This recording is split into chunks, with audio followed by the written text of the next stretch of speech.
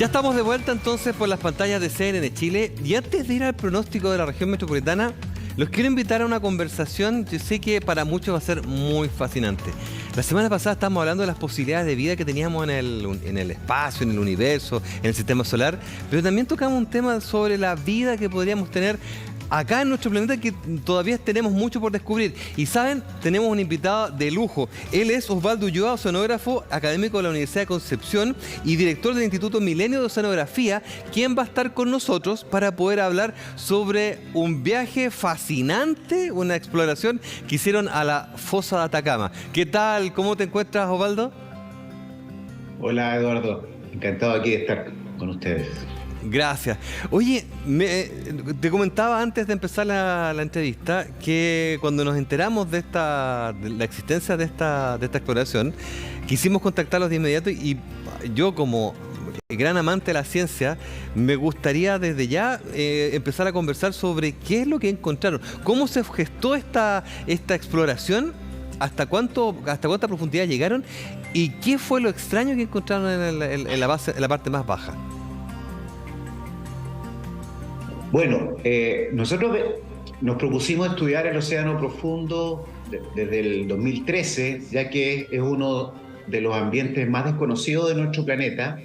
El año 2018 hicimos la primera exploración, la primera expedición al lugar más profundo de la fosa de Atacama, que queda frente a la península de Mejillones, pero en ese instante, en ese momento, utilizamos un vehículo no tripulado, ¿ya? Que desciende por gravedad y asciende por buoyantez positiva, donde tomamos algunas muestras y algunas fotografías.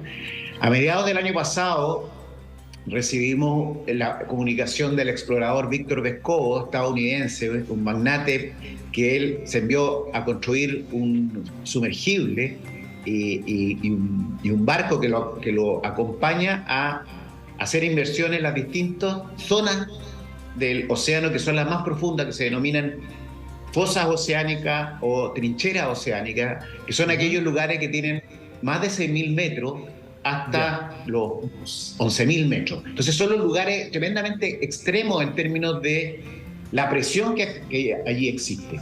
Porque está la presión que cualquier instrumento, cualquier vehículo que tú quieras poner a esas profundidades, corre el riesgo de implosionar. Ya el océano en promedio tiene 4 kilómetros, pero estamos, digamos, teniendo que descender a más de 6.000 metros, y en el caso de la fosa de Atacama, que se extiende desde Ecuador hasta Aysén, el lugar más profundo tiene más de 8.000 metros, más de 8 kilómetros de profundidad. Entonces, en enero de este año se concretó esta expedición. Fuimos invitados como Instituto Milenio de Oceanografía a hacer ciencia, a acompañar al explorador Víctor Vescovo, y tuvimos el privilegio también de poder descender con él. La primera inversión fue él y yo como el científico, él como piloto de este sumergible, y 3 días después mi colega Rubén Escribano también pudo descender en otro lugar de la fosa para poder ver lo que ahí existe, y nos convertimos en los primeros seres humanos en llegar al fondo de la fosa de Atacama. Oye, qué simpático. Oye, dentro de lo que me estabas comentando recién, cuando el vehículo desciende, estamos hablando que el peso del agua es muy fuerte, ¿cuántas atmósferas más o menos deben encontrar ahí en el fondo del océano? O en esa fosa, más bien dicho. Claro, bueno, a 8.000 metros tenemos 800 atmósferas, es decir, la presión que existe a esas profundidades es 800 veces mayor que la que existe en superficie.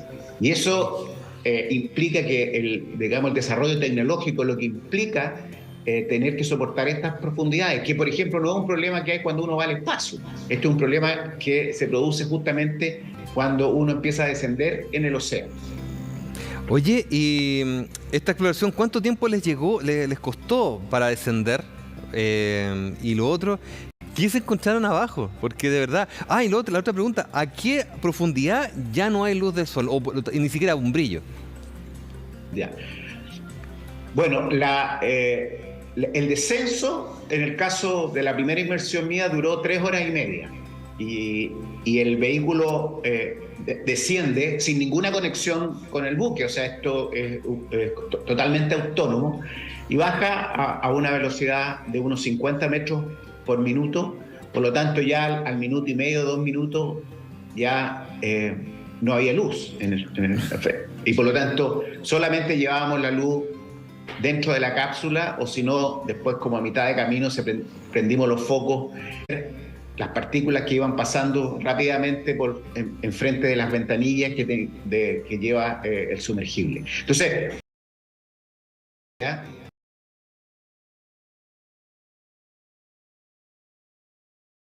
Sedimento.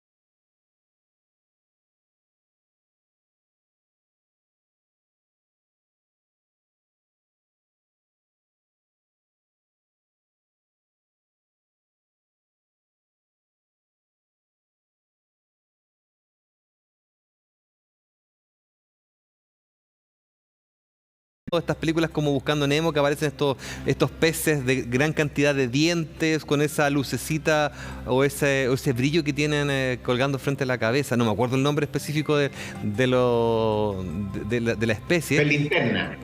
Pez linterna, gracias. Súper simple, más encima, súper simple el nombre.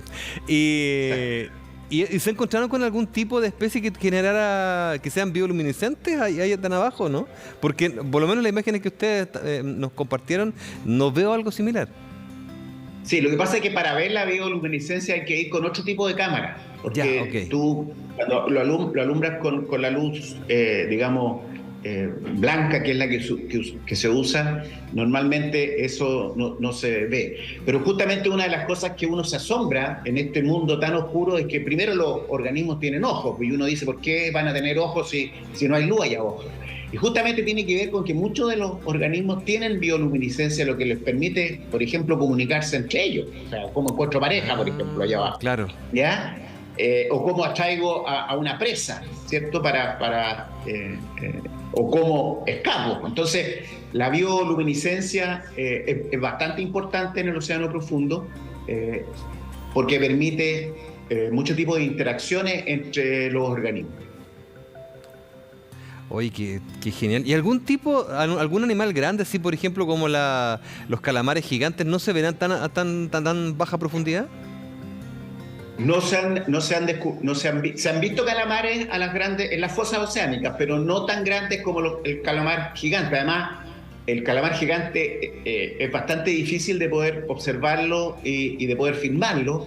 Hay evidencia que podría estar aquí frente a nuestras costas, pero hasta el momento no lo hemos podido filmar y observar. ¿Ya? Lo otro, que una vez que llegamos al fondo, navegamos por el fondo por 3 horas, parte sobre los sedimentos, pero también empezamos a ver formaciones rocosas, y se ven ahí en las imágenes que ustedes muestran, paredes incluso verticales, donde incluso había roca desnuda, y por lo tanto un paisaje, digamos, geológico impresionante. O sea, uno a veces tiene la idea de que el fondo marino es plano y que es lo único que va a encontrar. Resulta que a metros nos encontrábamos con estas paredes rocosas dentro de la fosa. Oye, sí, yo me imaginé que, no sé, me imaginé que podíamos encontrar algún tipo de ser vivo así como eso, como que caminan, como esos peces que parecen piedra. Algo así, o algún tipo de crustáceo, como no sé, una centolla, o ese pez, el que me comentabas que era el pez, ¿cómo se llama? Pepino, que está... El pez linterna. El pez linterna, ya, sí, pero Cuando se supone que uno llega tan abajo en las profundidades, estos seres, ¿qué tipo de textura tienen? Porque tienen que soportar esa presión increíble. Me imagino que tienen que haber, o no sé si tu expedición o alguna otra han sacado, han extraído algún tipo de pez, pero ¿qué tipo de cubierta de piel tienen o de escama para poder soportar tal presión? Porque me imagino que la cápsula, a la medida que iban bajando, iba crujiendo por la compresión que tenía del exterior. Bueno, la cápsula afortunadamente no crujía, está hecha de titanio, un espesor de 9 centímetros, así que, porque ahí sí que yo creo que hubiera producido bastante susto. Ahora, efectivamente, los organismos abajo son distintos que los que están en superficie. Por ejemplo, los peces no tienen escamas, tampoco tienen hueso. Hay un fenómeno que se produce a medida que aumenta la presión, es que no se forma el carbonato de calcio, que es lo que constituye, por ejemplo, lo que le da rigidez a nuestros huesos. Bueno, en el caso de los peces de allá abajo, solamente sus vértebras son solamente cartílago, y lo pequeño que tienen de carbonato de calcio son el oído y unos dientes, y nada más. Entonces, mucho de los organismos que tenemos en superficie que forman conchas de carbonato de calcio, abajo no las tienen y las reemplazan por compuestos orgánicos. Esa es una de las adaptaciones que tienen. Otra de las cosas que se ha observado allá abajo es que organismos como esos crustáceos que parecen camarones allá abajo, que son parientes de la pulga de mar, son mucho más grandes que los de sus parientes que viven en superficie. Aquí, por ejemplo, las pulgas de mar que uno ve en la playa miden del orden de milímetros, sin embargo las que ustedes ven ahí en las imágenes son varios centímetros. Entonces hay una tendencia al gigantismo a las grandes profundidades que todavía no entendemos por qué. También hay sustancias que los peces que tienen, o los organismos, que le permiten justamente aumentar o resistir a las presiones. Otras adaptaciones es que, por ejemplo, los lípidos que forman las membranas celulares son particulares, porque de lo contrario las membranas no tendrían fluidez y no permitiría el intercambio de productos con el ambiente. Por lo tanto, son grasas insaturadas las que predominan allá abajo, a diferencia en aguas más someras, donde tenemos ambas, tenemos grasas no saturadas y grasas saturadas. ¿Ya? Entonces hay varias adaptaciones. Claro, me queda tiempo para una pregunta más. Sí. La primera, porque voy a hacer una pregunta, dos al mismo tiempo. ¿Qué temperatura, ya que soy meteorólogo, qué temperatura nos debiésemos encontrar allá abajo? Y segundo, ¿qué les sorprendió de encontrar allá? Porque supongo que había una hipótesis con lo que se iban a encontrar, pero al final, ¿qué fue lo que más te llamó a ti la atención en esta exploración? Con lo que no pensabas que te iba a encontrar. Bueno, primero, abajo es bastante frío, es menos de 2 grados Celsius, y de hecho es un poquito más tiene como casi 1 grado más de lo que debería tener por el tema de la presión. O sea, debería ser como 1.1 grado y era casi 2 grados, 1.9 grados. Entonces es bastante frío. De hecho, nosotros teníamos que abrigarnos dentro del sumergible. Ahora, dentro de las cosas que más nos sorprendieron es que, primero, que había muchísimo más vida que la que suponían, ¿ya?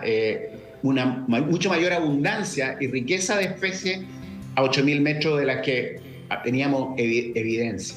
Lo otro que en lo personal me sorprendió mucho es que en estas rocas, estas paredes de roca, encontramos comunidades microbianas. Son unas alfombras, unos tapetes microbianos que no teníamos evidencia que existían a 8.000 metros. Ahora, a diferencia de la ciencia tradicional, la verdad que cuando uno va abajo, cuando está haciendo exploración, no va con muchas hipótesis, porque justamente va con la mente abierta a encontrar cosas de las cuales ni siquiera se imagina. Entonces, esta es una actividad previa a lo que es la actividad científica normal, que es la exploración oceánica.